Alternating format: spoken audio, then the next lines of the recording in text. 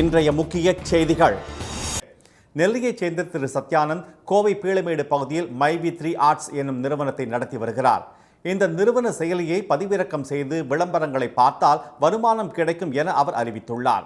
அதன்படி செயலியை பதிவிறக்கம் செய்து பல லட்சம் பேர் உறுப்பினர்களாகி உள்ளனர். அடிப்படை உறுப்பினர், சில்வர் மெம்பர் என்ற பிரிவுகளுக்கு ஏற்ப பணம் செலுத்துபவர்களுக்கு ஆயுர்வேத பொருட்களும் வழங்கப்படுவதாக கூறப்படுகிறது. இந்நிலையில் அந்த நிறுவனம் MLM மூலம் மக்களை ஏமாற்றி மோசடி செய்வதாக பாமக நிர்வாகி அசோக் ஸ்ரீநிதி அளித்த புகாரின் பேரில் கோவை மத்திய குற்றப்பிரிவு போலீசார் வழக்கு பதிவு செய்து விசாரணையை தொடங்கியுள்ளனர். இது பற்றிய தகவல் தெரிந்ததும் அந்நிறுவனத்துக்கு ஆதரவாக கோவை நீலம்பூர் பகுதியில் கொச்சி புறவழிச்சாலையில் தமிழ்நாடு, ஆந்திரா உள்ளிட்ட பல மாநிலங்களைச் சேர்ந்த ஆயிரக்கணக்கானோர் திரண்டனர்.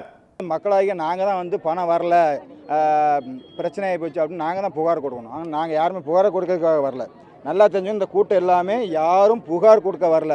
ஒரு ஆள் புகார் கொடுத்துருக்காரு, அது தவறு, எங்களுக்கு எல்லாத்துக்கும் கரெக்டாக பணம் வந்துட்டு இருக்கு அப்படின்னு சொல்லதுக்காக மட்டுமே தான் நாங்கள் வந்திருக்கோமே தவிர யாரும் கம்பெனி மேலே புகார் கொடுக்க வரல. அது மட்டும் 4 மணி நேரமாக கூடியிருந்தவர்களை மைவி3 ஆர்ட்ஸ் நிறுவன தலைவர் சத்யானந்த் சந்தித்து பேசியதும் அவர்கள் கலைந்து சென்றனர். முன்னதாக போலீசார் எச்சரிக்கும் வகையில் சத்யானந்த் வெளியிட்ட ஆடியோ பரபரப்பை ஏற்படுத்தியது.